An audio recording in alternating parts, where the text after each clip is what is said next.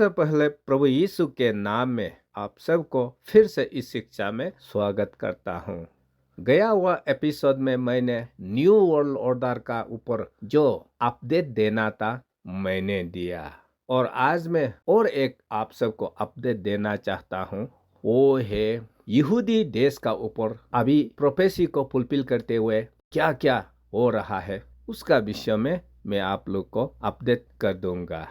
मैंने गया हुआ एपिसोड में चाहे वो ऑडियो हो या वीडियो हो पूरा सिखा चुका हूँ कि यहूदी लोग अपना इजराइल देश में रहते समय पाप करने के कारण से परमेश्वर ने उन लोगों को असीरियन कैप्टिविटी में भेज दिया गया था, बेबीलोनियन कैप्टिविटी में भेज दिया गया था, और आखिरी में रोमन कैप्टिविटी के द्वारा सारा यहूदी को सारा दुनिया में नौकर चाकर बना करके बिखर दिया गया था।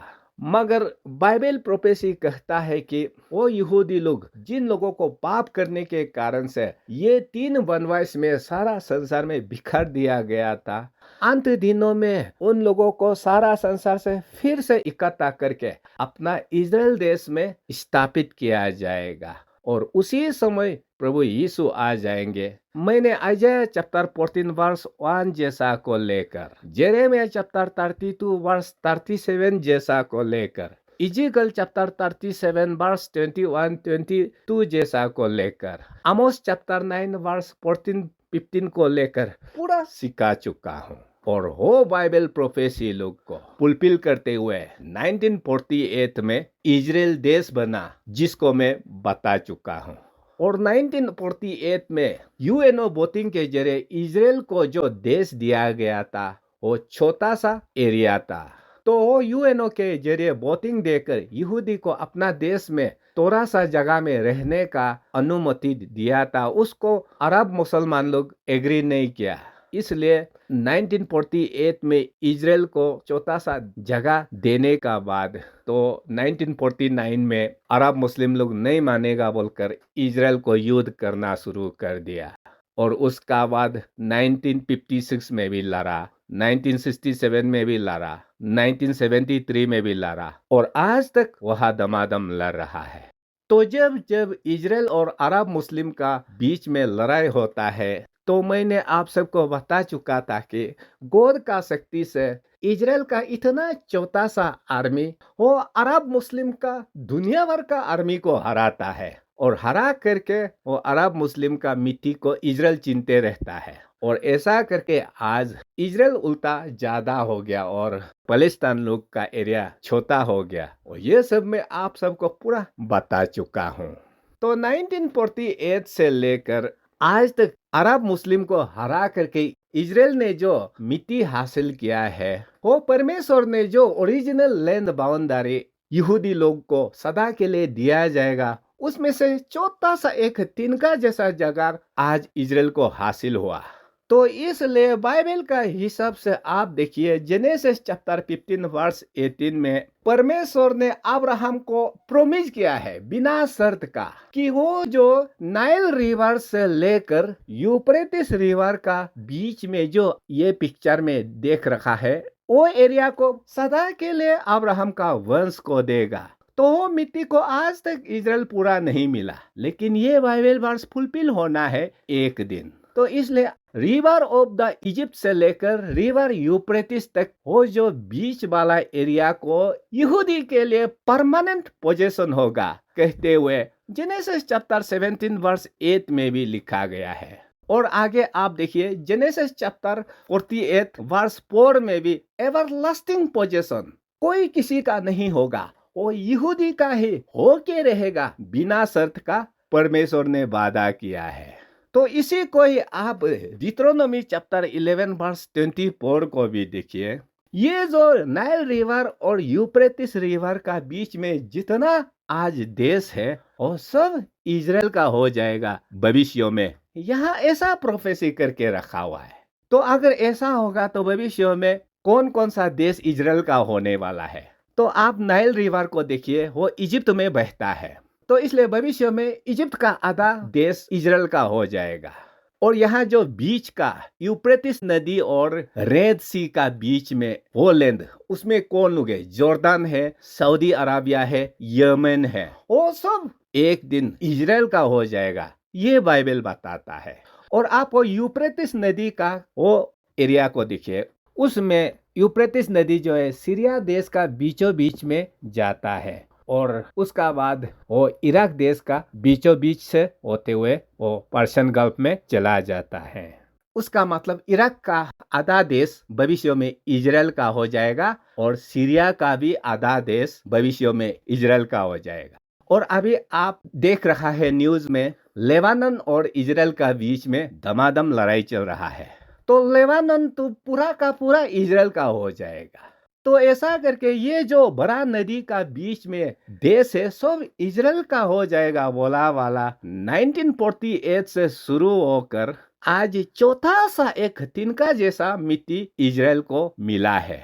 तो इसलिए अभी जो युद्ध शुरू हो रहा है ये तो एक ट्रेलर है। आप खुद ये मैप को देखिए, वो इजराइल इतना छोटा है, वो अभी अरब मुस्लिम को एक एक करके लड़ना शुरू करेगा। लड़ते लड़ते ये जो नदी का बीच में जितना भी देश है उन लोगों को खत्म करना होगा और खत्म करने का बाद ही ये जो गॉड का तरफ से एवरलास्टिंग सदा के लिए वादा किया वाला ये मिट्टी को सेकेंड कमिंग में इजरायली लोग पूरा प्राप्त करेंगे। तो इसलिए ये जो युद्ध है ना कभी थमने वाला नहीं है। ये अंत दिनों का युद्ध में से एक शुरुआत है, आप लोग याद रखना। और ये युद्ध जाते जाते वो रिविलेशन चैप्टर 16 वर्स 16 में सारा वर्ल्ड नेशंस को इजराइल देश में गैदर किया जाएगा। अरमागेदोन लिखा गया है, अरमागेदोन युद्ध तक पहुंच जाएगा, जिसको जोएल चैप्टर 3 में भी वैली ऑफ जेहोशापेट में सारा देश को जज किया जाएगा और वैली ऑफ जेहोशापेट वो जेरूशलेम में है। ये आप लोग याद रखना।